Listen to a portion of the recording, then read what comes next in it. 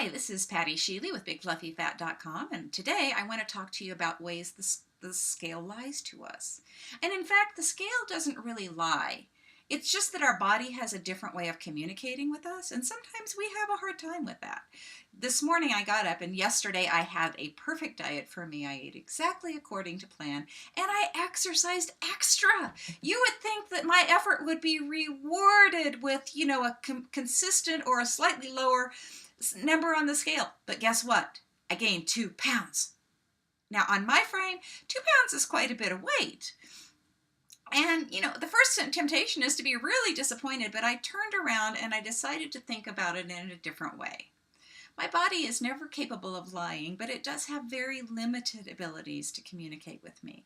So I decided to take that number on the scale as communication instead of the mark of my success or failure. The mark of my success or failure is, have I followed my plan? And over the long term, is that moving towards my goal? In my case, it's to basically maintain a more consistent weight level because I've reached my goal.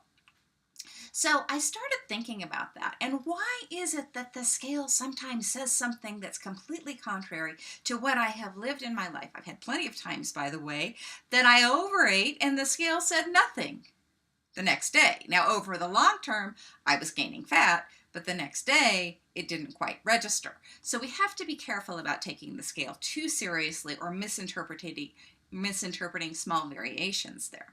So the first reason why the scale can lie to us, if we're women and even men to some degree, is hormones. For example, if you have insulin resistance, if you are a woman and you're having a monthly cycle, or you're having hormonal fluctuations based on transitions in your age, guess what? That can put on pounds. It may be water weight, it may be fat weight, but hormones affect body size. And if you find that your weight fluctuations are consistently moving in the wrong direction, and it doesn't seem to be related to calories or activity or those other things, it is completely reasonable to request thyroid testing from your doctor, your sex hormones, your blood sugars. Many patients who are diabetic, when they go on insulin, it causes them to gain weight because insulin is the weight storage hormone. So hormones can be a huge reason why we gain weight, and sometimes in the case of, for example, premenstrual syndrome, those kinds of things, it's water weight. And in other instances, if it's a thyroid problem or an insulin problem, something like that, is something to talk with your doctor about, because it is fat, but it's hormone related, not lifestyle related. And you may need some support there on the medical side. Another reason why we can gain weight is our exercise. And exercise can cause weight gain in a couple ways. We all talk about how muscle, it weighs more than fat, and as you're gaining muscle, you're going to get fat, you're going to gain weight. And an easy way to tell if this is happening is A, have you been exercising?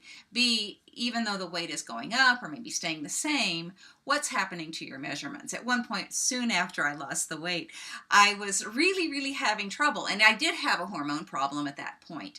And I went into my doctor and I said, I've been exercising a lot more and I'm gaining weight. And he said, it could be muscle. And I said, yes, it could be, except that I'm getting a bigger butt. And I'm outgrowing my jeans, not in the good areas where I would like to gain a little bit of muscle and definition, but in the bad areas where I tend to get pretty fluffy. And I said, so it ain't muscle, it's fat. We need to do something about it. And he was able to help me. So the first thing to realize is exercise can cause you to put on muscle. And if you are putting on muscle, even if your weight is going up, your measurements are going to go down. So pay attention to that. But notwithstanding that, another way that exercise can contribute to weight gain, that's water weight, it's not necessarily a bad thing, is if you increase the intensity of your exercise. A lot of times the body has to tear down tissue in order to build it up. And as it tears that tissue down, part of what the cells do is they release the waste, and your body needs to hold on to the water so that it can transport that weight to your kidneys and to your liver and wherever it needs to transport it to break the material down so that your body can get rid of the waste.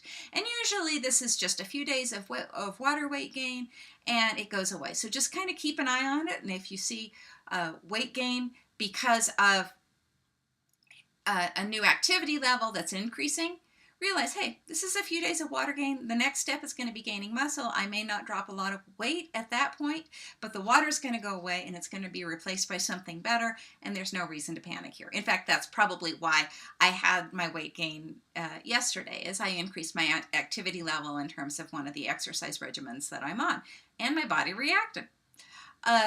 Another reason why we can gain weight, unexplained weight, is the specific foods that we're eating. And it doesn't have to be bad. If you have a day that you eat excessive sodium, most of us are going to put on a few pounds of water weight. Just reduce the sodium, drink lots of water, that weight will be gone in less than a week.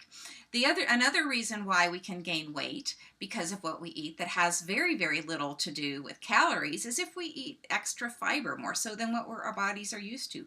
The fiber is going to stay mostly in the digestive tract, and it's certainly not going to add fat to you, but it can take a few days for your body to process that high fiber meal. So again, don't panic. Just give yourself, oh yeah, I had a few extra servings of vegetables yesterday. Let your body process it through.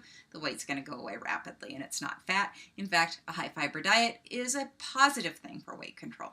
Another thing that can cause you to gain weight that is not a calorie problem, but it is something to be aware of, is if you eat something that your body is sensitive to. Now, there's two different ways that this can contribute to weight gain, as I understand it. The first one is just your body, again, puts extra fluid on so that it can slough out the toxins.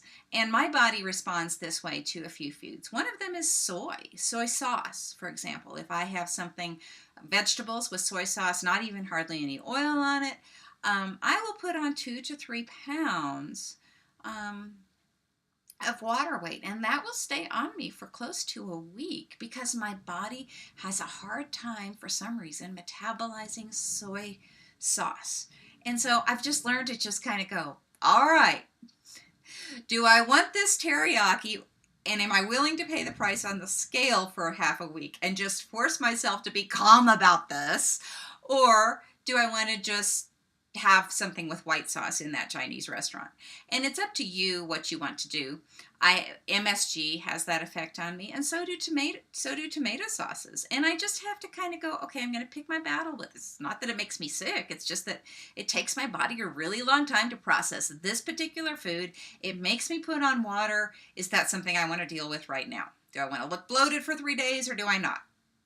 And the way I found that out was, for a season of time, I weighed myself and identified, oh, my diet changed in this way, and every time my diet includes this food, the scale moves in the wrong direction, but it's clearly not fat. What do I want to do about it? So the food sensitivities can be an issue with temporary weight gain. Don't beat yourself up, just be aware. So this is Patty Sheely talking about why the scale lies, and really it's about stopping the mindset that every pound that comes on is fat, because it's not. Every pound that comes on is communication. And the important thing is learning to listen to your body and understand what it's saying to you. So I hope this blog was helpful. And this is Patty Sheely with Big Fluffy Fat, signing off.